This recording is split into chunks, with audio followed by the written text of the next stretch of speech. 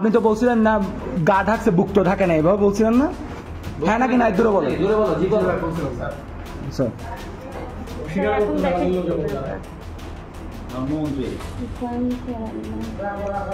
আপনি কে? হ্যাঁ, রাস্তার মাঝখানে মেয়েদেরকে দাঁড় করার। আর ভাই এরকম ভাবে একা পেয়ে দাঁড় করান সবাইকে নাকি দলে বলে থাকলে সবাইকে? না, আজকে কোনো কারণ ছিল, আমার আশেপাশে আর কোনো মানুষ ছিল না, আপনি ওকে দাঁড়া করেছেন আর কাউকে দাঁড়া করেন না, এটা মিথ্যা কথা বললেন না। আগে করতেন না? এর আগে কখনো করেন না, তাহলে আপনার বিরুদ্ধে আগে করতেন। আমাকে তো অনলাইনে করলেন, তো ও তো অনলাইনে ঠিক আছে। এই রমজানে প্রতি রমজানেই তো তোমার পেমেন্ট হয়ে যাচ্ছে।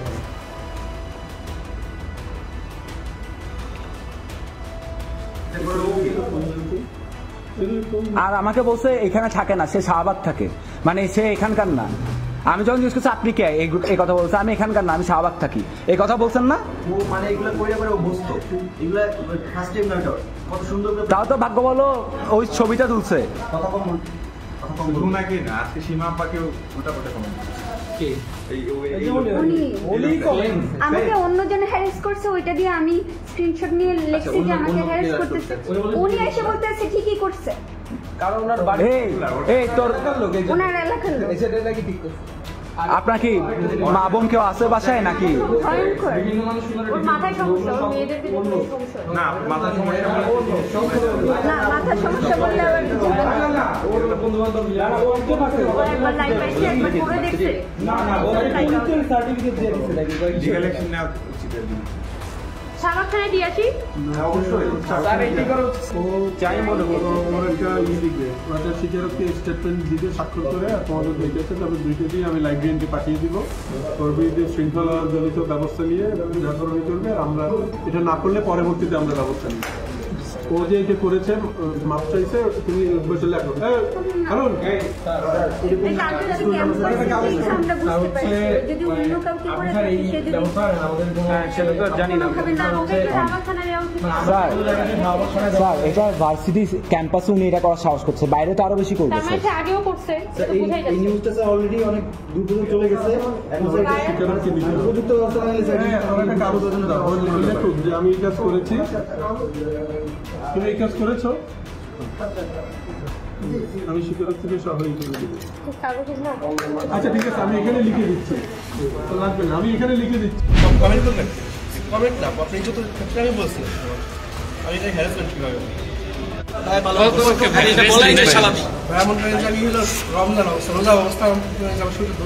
ভাই ইফতার করছেন? আচ্ছা ভাই এখন দুর্বল আছে, তাকে বারবার কষ্ট করে। আপনার পরিচিত কি আছে? হ্যাঁ, আর ভাই আমরা এবার ক্যাম্পাসে কি আছে আপনার পরিচিত?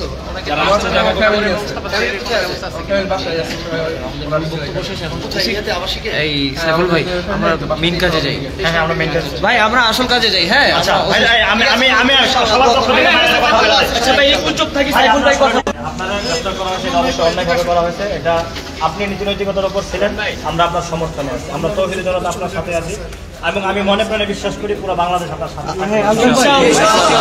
ইনশাআল্লাহ।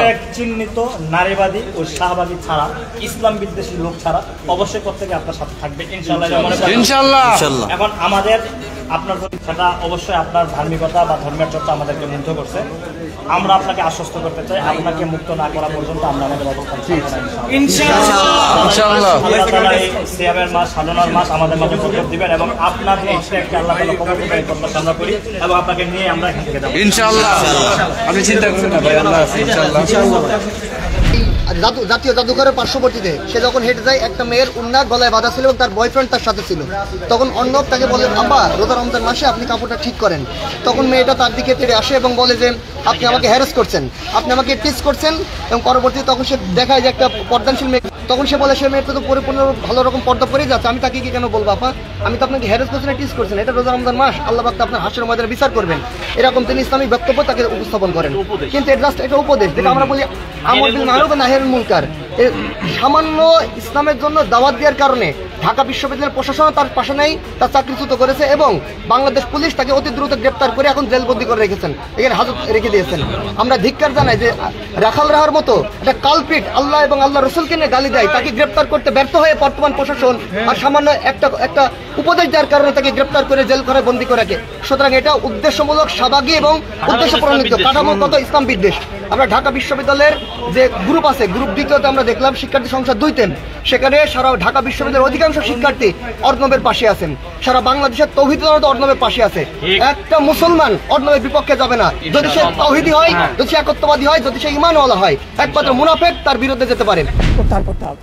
এবং এই যে ভাই যিনি ভিকটিম, যার মানহানি করা হলো, বিভিন্ন পত্র পত্রিকাতে সাজানো নিউজ করে তার মানহানি করা হয়েছে, হ্যাঁ, এটা ক্ষতিপূরণ দিতে হবে এবং এই মহিলার বিরুদ্ধে মামলা করতে হবে এবং এই থানাকে স্বরাষ্ট্র মন্ত্রণালয় থেকে জবাব দিতে হবে। এই থানা কেন বলপূর্বক জবানবন্দি নিল? এই থানা কেন তার ব্যক্তিগত জিনিসপত্র এই আক্রমণকারী সেই মহিলার কাছে, সেই মিথ্যা অভিযোগ দায়েরকারী মহিলার কাছে তার জিনিসপত্রগুলো জমা দিয়ে রাখলো? এখন আমরা বলতেছি যে ভাই লকারে আছেন, আমরাও লকারে থাকবো এবং এই থানা যেরকম কোনো তদন্ত ছাড়া এই মামলাটা নিছে, কোনো তদন্ত করার অনুভব করে নাই, চিন্তা করে নাই, তারা এখন দেখবে যে কিভাবে এটা ম্যানেজ করা যায়, তারা ম্যানেজ করবে। আমরা শুধু একটাই বিষয় চাই, তাকে নিঃশর্ত মুক্তি দিতে হবে। সমাজে শুধুমাত্র একটা বার্তা দিতে চাই ভাইয়া, যে একটা কথা, আপনি যদি আপনি যারা অবুঝ তাদেরকে ভাই বুঝায় লাভ নাই। আপনি জানেন যে এখানে জায়গার ক্ষতি, আমি না হয় একটা ভুল করে বলে ফেলছি, কারণ এখানে বলাটা উচিত ছিল না, কারণ ওরা আমার কথা শুনে না, অপোজিট বা বিপরীত নিয়েছে। যাকে আপনি বুঝাবেন সে বুঝলে তো আলহামদুলিল্লাহ, না বুঝলে আপনি জীবনেও তাদেরকে তাকাবেন না ইনশাআল্লাহ। আমি সমাজে এটা বলবো। আর দ্বিতীয় কথা হলো, যখন দেখবেন যে একটা বেহায়াপনা নারী চলছে, পোশাক আশাক নিয়ে চলছে, তখন ওইটাকে নিয়ে এসে আপনি পোশাক নিয়ে এখন মন্তব্য করে যাবেন না যে আপনার পোশাকের ভালো না, ঠিক না। এটা কারণ দেখা যেতে পারে আপনার এই পোশাকটা নিয়ে এসে যে জামানা চলতেছে এখন, এই পোশাক নিয়ে আপনার পরবর্তী দেখা গেলো যে খারাপ করতে পারে, আপনার নামে একটা হ্যারাসমেন্টের কেস, যেমন আমারটা আজকে আমাকে দিয়েছে, ভবিষ্যতে আপনাকে দিতে পারে। আমি বলবো ভাই আপনি এই জিনিসটা না করেন। যারা ভাই, আমি সত্যি বলো কি, যারা ভাই জাহান্নামে যাবে,